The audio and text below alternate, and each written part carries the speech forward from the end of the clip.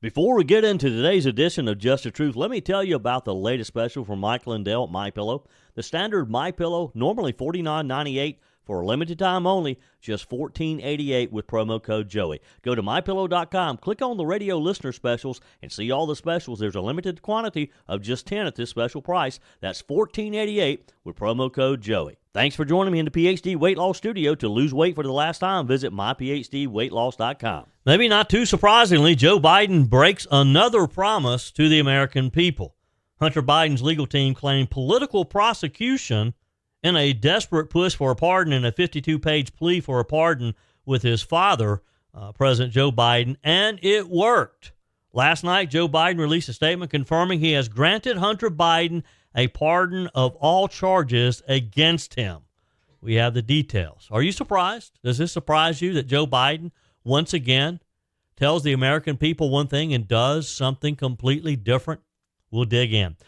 The Denver mayor vows to defy President Donald Trump's mass deportation plan while taxpayers shell out $356 million for migrants while their city services are being cut. Remember the case of JonBonet?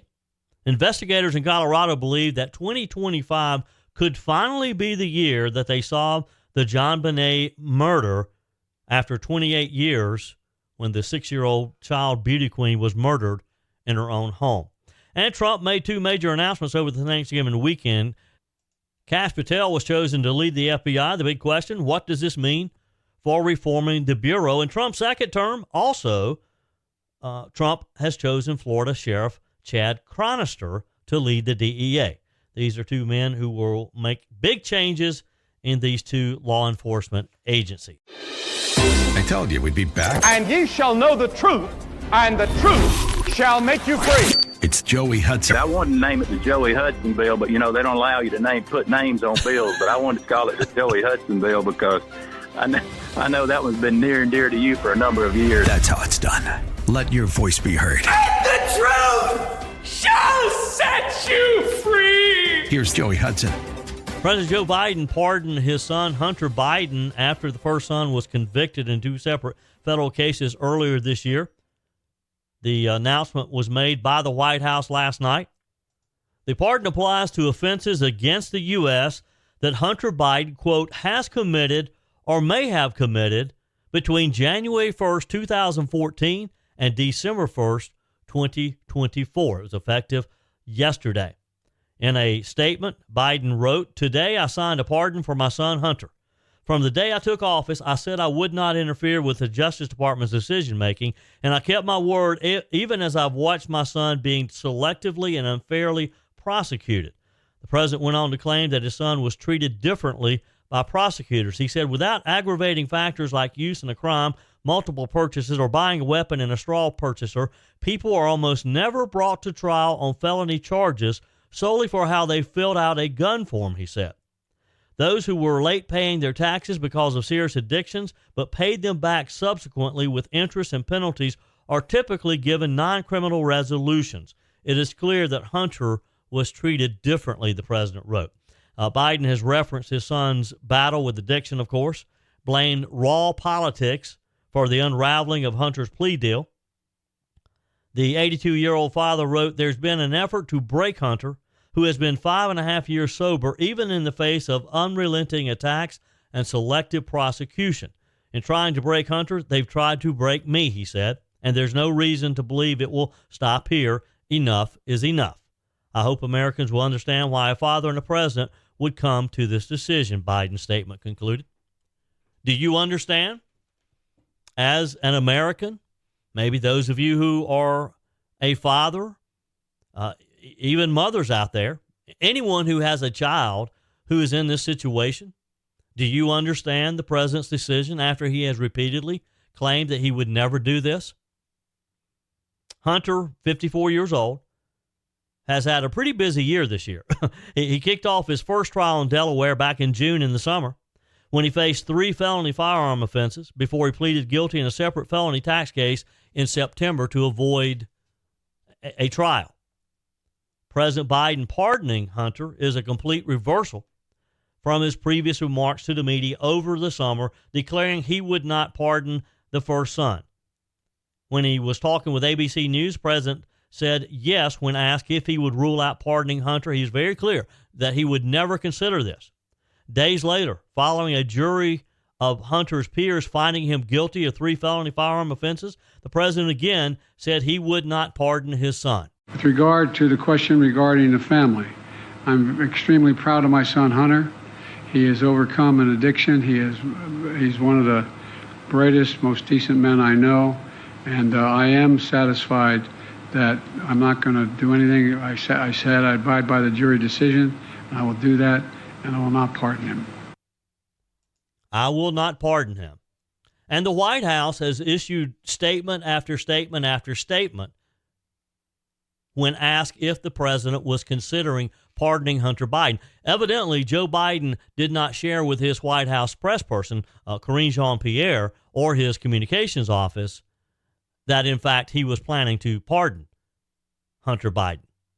Wonder how they feel about that after repeatedly saying, and in some cases, just really, when Peter Doocy of Fox News asked the question, Karine Jean-Pierre at times just looked at Doocy like he was an idiot for even asking the question. Wonder how she feels about it. In the gun case, Hunter, of course, was found guilty of making a false statement in the purchase of a gun. In the form that is completed while purchasing a gun, he checked the box that indicated that he was not using drugs at the time, which is an offense. Prosecutors specifically worked to prove that Biden lied on this federal firearm form. It's known as an ATF Form 4473. This was in October 2018 when he checked the label no, when asked if he was an unlawful user of substances or addicted to controlled substances. Hunter has a well-documented history of drug abuse. We've seen some of the photos. We've seen some of the videos from his own laptop. And even in his own memoirs in 2021, Beautiful Things, he talked about his previous need to smoke crack cocaine every 20 minutes, he said, and how his addiction was so prolific that he referred to himself as a crack daddy to drug dealers, and anecdotes revolving around drug deals like a Washington, D.C. crack dealer Biden nicknamed Bicycles. I mean, he was heavily in the drug world. There's no secret about that. Now, Hunter's attorneys, in trying to defend him, never tried to dispute the idea that he had a long history of substance abuse. Their defense argued that the day that Biden bought the Cobra Colt 38, that he didn't consider himself an addicted addict at the time because he wasn't using at that point in time, saying that the first son's stint in rehab ahead of the October 2018 purchase had been successful. Prosecutors, on the other hand, argued that Hunter Biden was addicted to crack cocaine before, during, and after he bought the handgun. Just one day after the gun purchase, prosecutors showed the court that Biden texted Hallie Biden, his sister-in-law turned girlfriend, to say he was waiting for a dealer named Mookie. A day after that text, he texted that he was sleeping on a car smoking crack on 4th Street in Rodney in Wilmington, Delaware.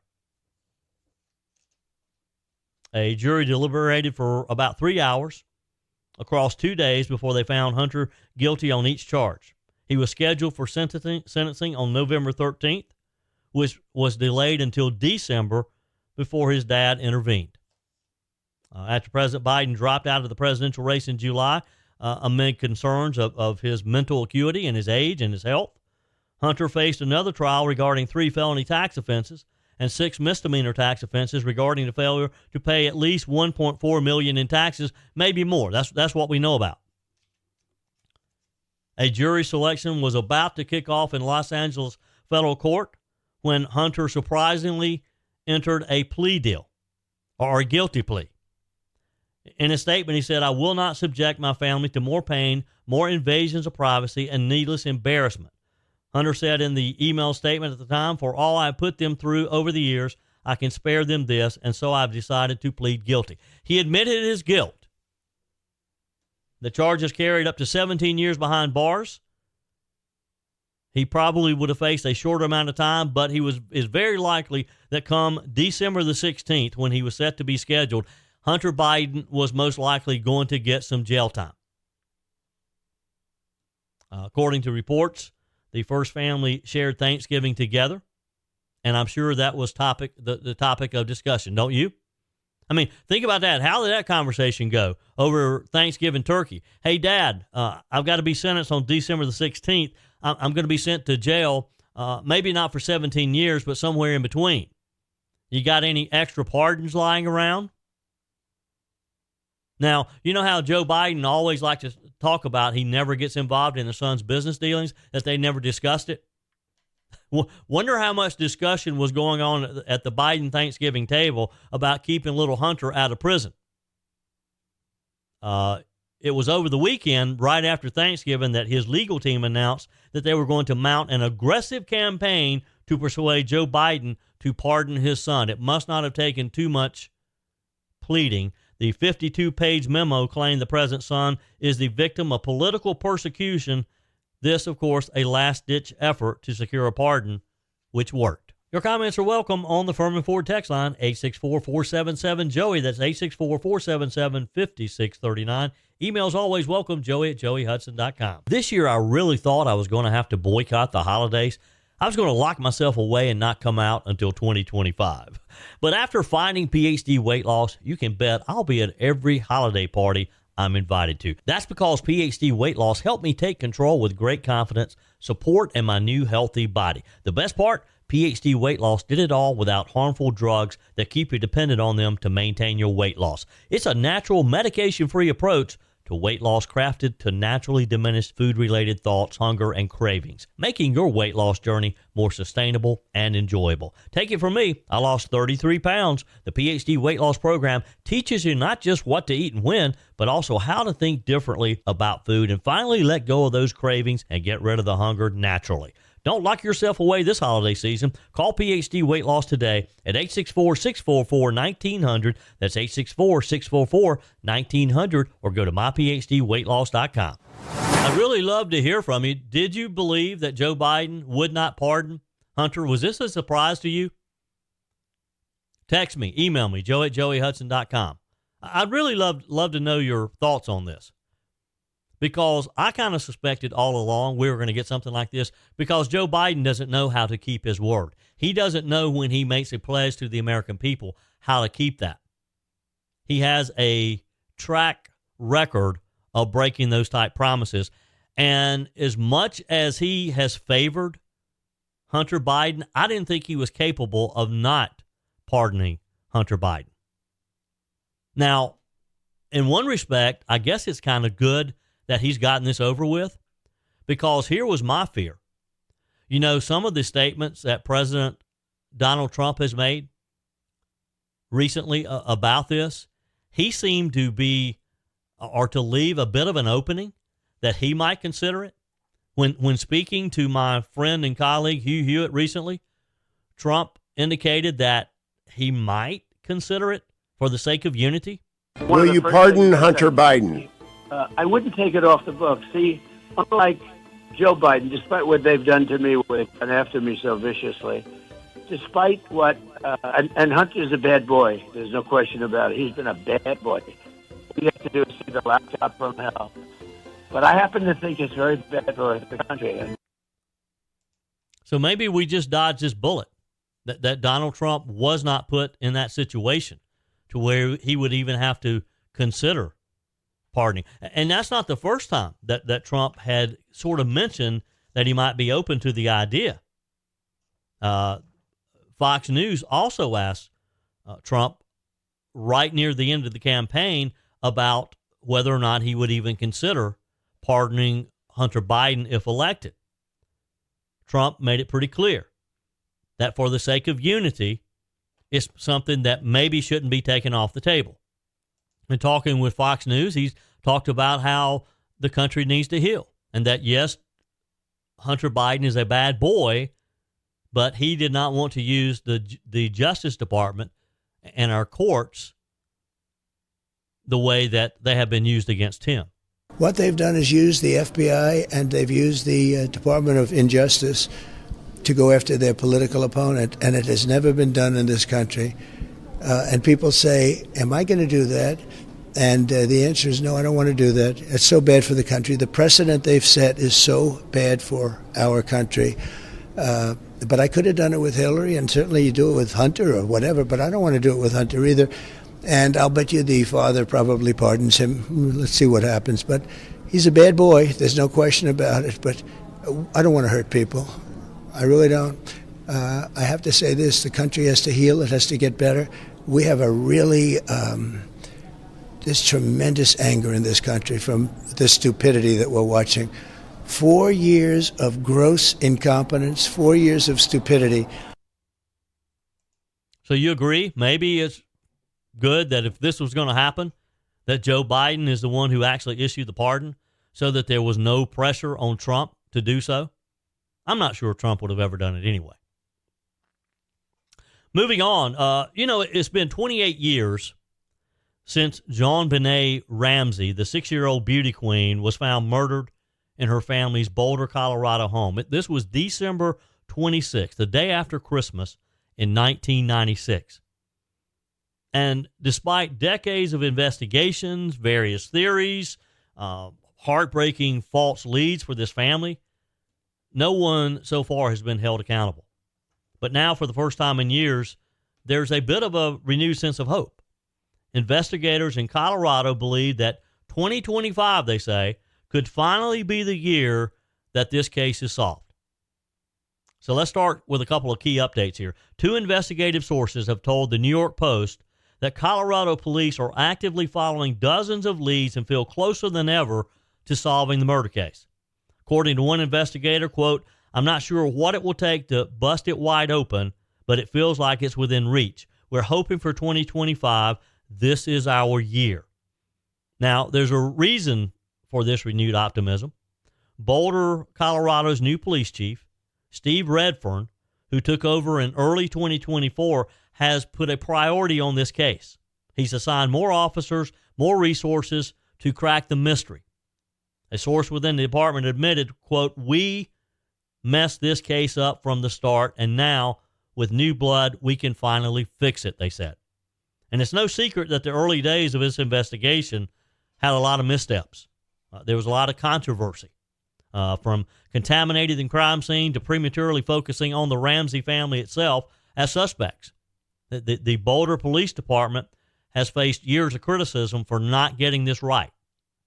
Even JonBonet's father, John Ramsey, has called out the department's shortcomings, recently telling Today, "There have been horrible failures, but I believe it can be solved if police accept help from outside their system." He's always been critical. He's always wanted, and he's a pretty wealthy guy, he's always wanted to have his own people involved, and has claimed that his investigators has found evidence that the police do not give any credence to. Here's what happened. On that December morning of 1996, JonBonet was reported missing from her family's home. Hours later, after reporting her missing, her father discovered her body in the basement of their home. She had been strangled, and her skull had been fractured by a blow to the head. It was horrible. You remember the news? You remember hearing about this horrible case? Initially, though, and this is quite common among law enforcement, a suspicion fell on the family. John, his wife Patsy, and their son Burke. Just 15 days after the murder, though, a DNA report excluded them as suspects. In 2008, after years of investigating and asking questions, the district attorney formally exonerated the Ramseys. There'd been a lot of suspicion around them. Probably a lot of time wasted in spending resources investigating them. But the question about the case and the handling of the evidence has lingered ever since. Fast forward to today. Chief Redfern and his team are working closely with DNA experts and law enforcement agencies across the country. Redfern issued a statement saying, "The killing of JonBonet was an unspeakable crime, and this tragedy has never left our hearts. We're committed to following up on every lead and will continue until this case is solved."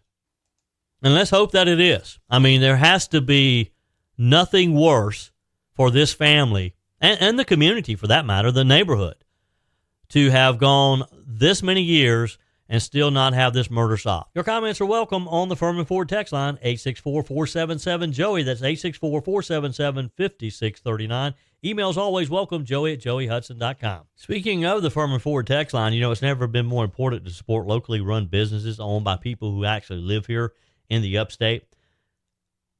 Let me take a minute to talk with you about our friends at Furman Ford. If you're looking for a new vehicle, maybe a great pre-owned vehicle, one you could trust, or maybe you're looking to order that special vehicle.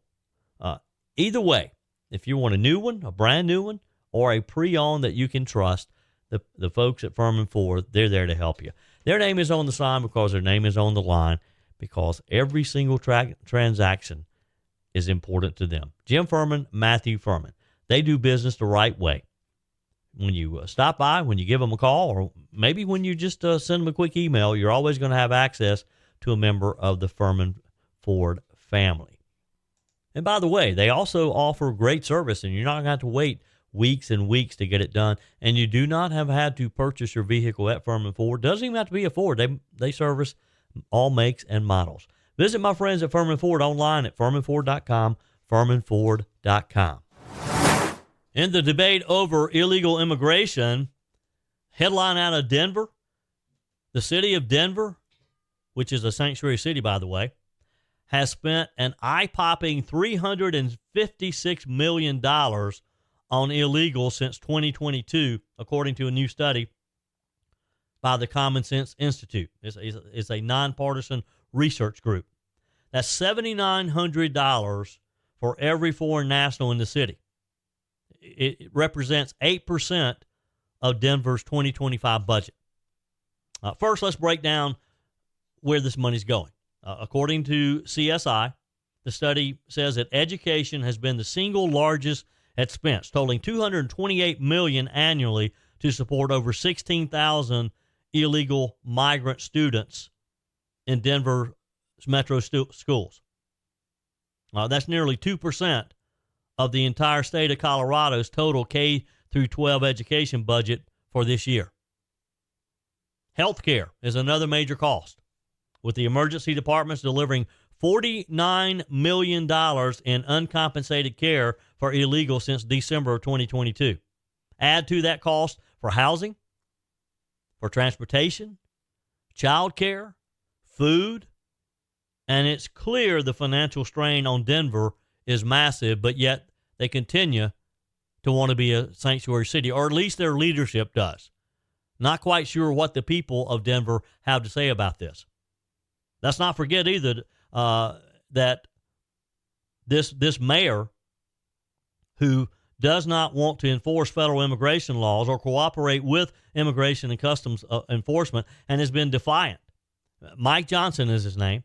He took office early this year. He's made some pretty controversial decisions in response to the announcements of what President Donald Trump plans to do next year, and the continuation of having Denver as a sanctuary city. Johnson has cut services across his city to his taxpaying citizens, including reducing operations at recreation centers and even halting the planting of spring flowers last year so that he could have that money for illegals. He's tapped into the city's contingency fund to cover costs as well. He isn't just focused on managing the crisis, though. He's positioning himself as a staunch opponent, a headline-grabbing mayor of defying President Donald Trump's proposed mass deportation plan. Johnson recently said he's willing to go to jail to resist any policies he views as illegal or immoral or un-American.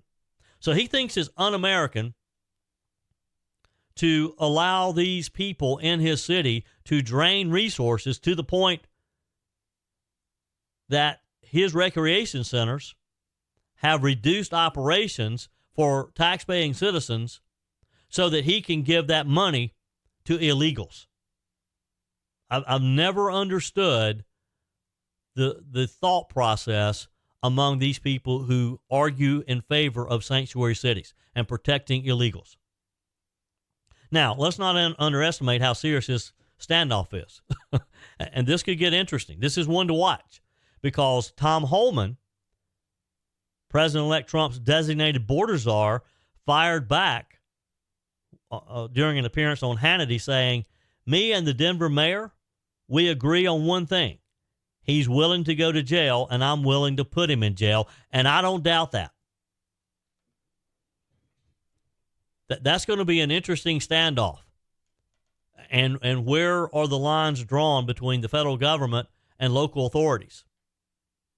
The election results on November 5th have proven that the migrant crisis has become a flashpoint in our politics at every level, local, state, national.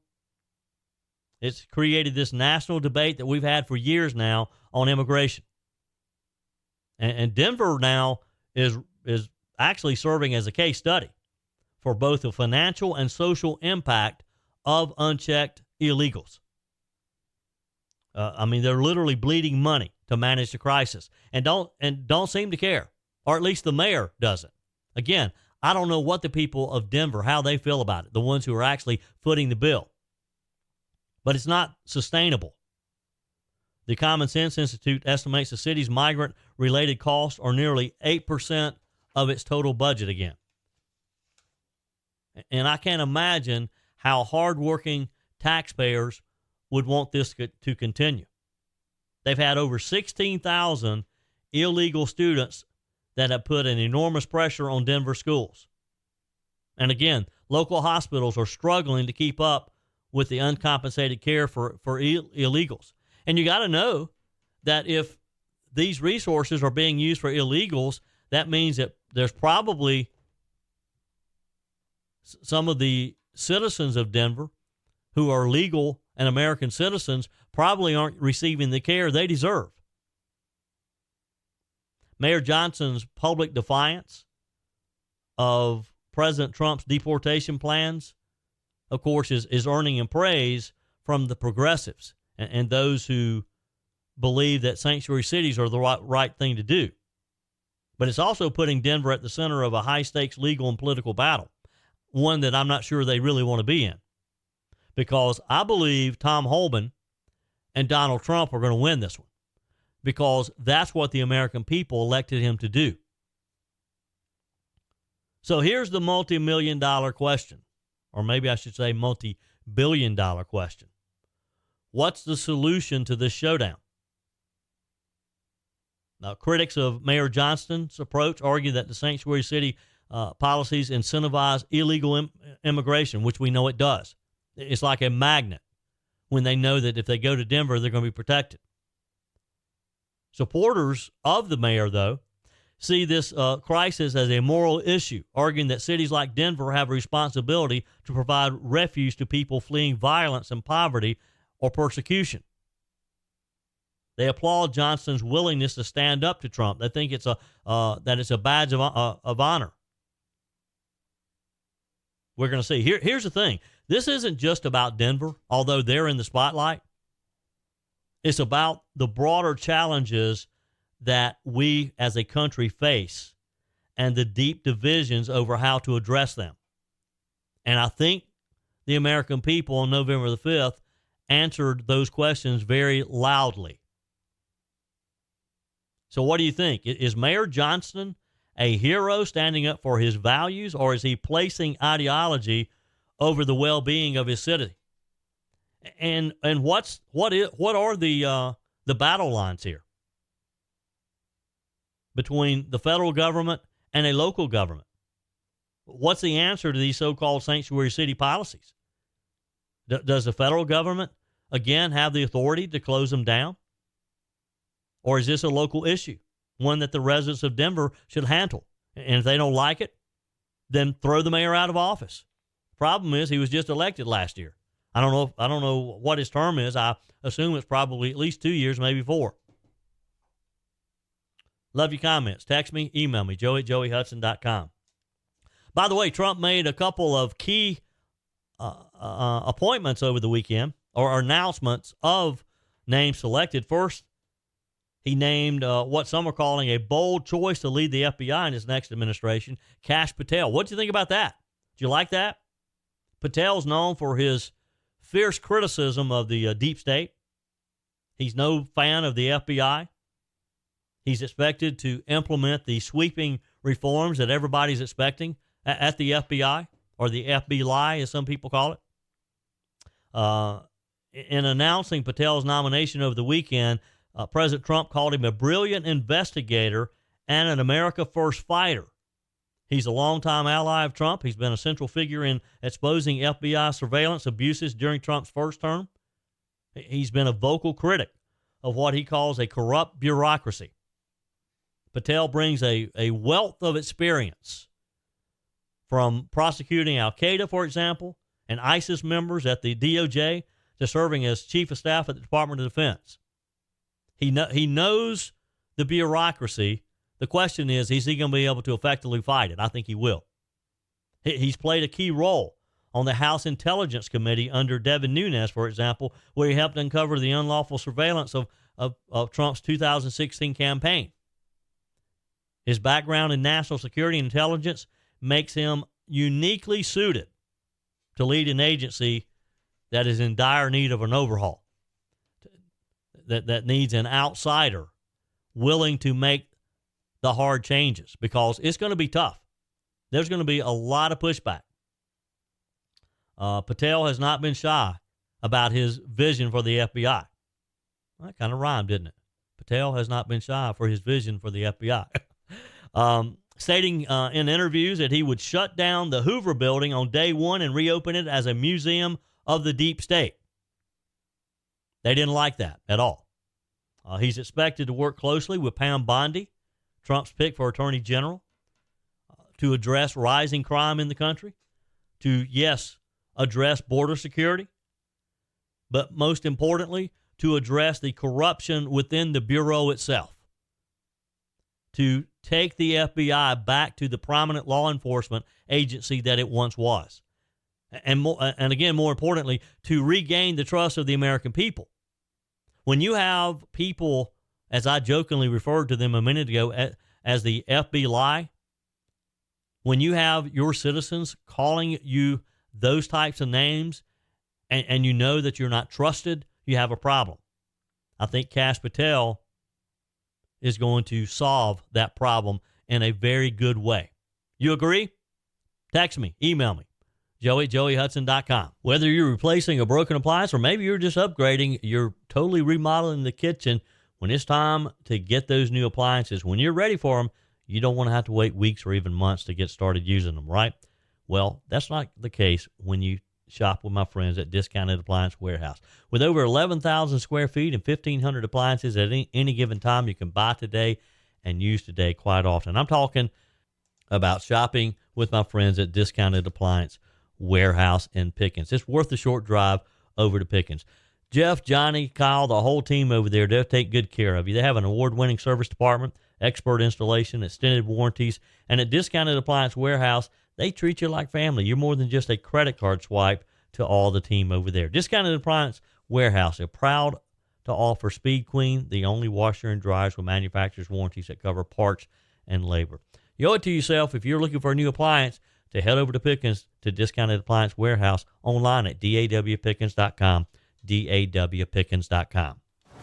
Last week, it was the Mexican president who promised to work with President Trump rather than risk a tariff war.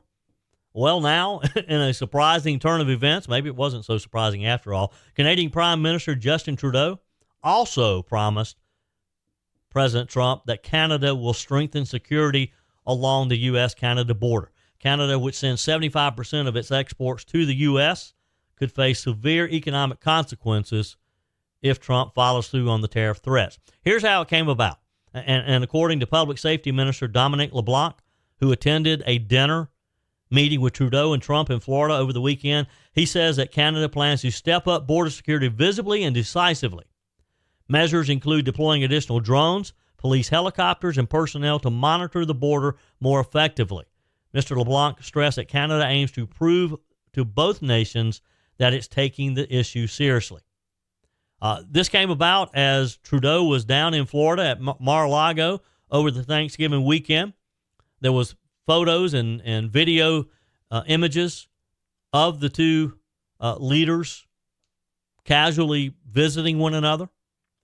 While Canada hopes to avoid tariffs, like you would imagine, like Mexico did, Trudeau's government is making the case that imposing these measures would also hurt the economies of the U.S. as well. He was a bit defiant initially, just like the Mexican president was as well, but seems to have softened in that defiance.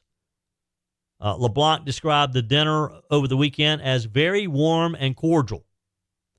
It is a bit of a contrast from past clashes between these two men, including Trump's infamous far-left lunatic comment about Trudeau during the pandemic and his fiery exit from the 2018 G7 summit in Quebec.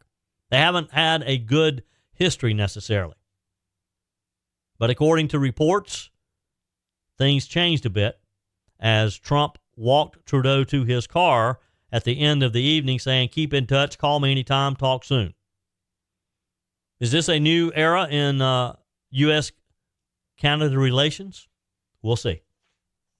Faye on the text line says, "Good morning, Joe. We all hope your New York trip was a good one. Well, it looks like Joe has pardoned old Hunter on tax and gun charges, but I knew he would. Joe B. is going to try to finish our country off between now and January 20th. Sure hope Trump is able to really clean house during his 4 years, and let's start with the rotten to the core FBI."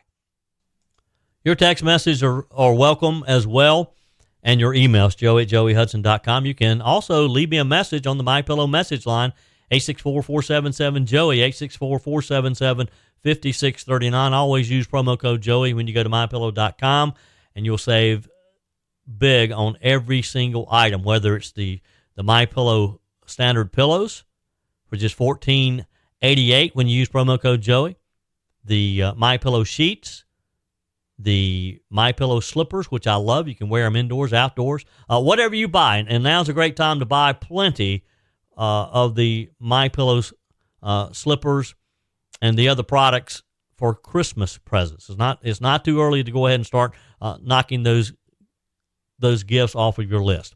MyPillow.com, use promo code Joey. Looks like Elon Musk and Vivek Ramaswamy has a supporter in the U.S. Senate for their new non-government agency known as DOGE. The new initiative appears to have the support of Bernie Sanders, of all people.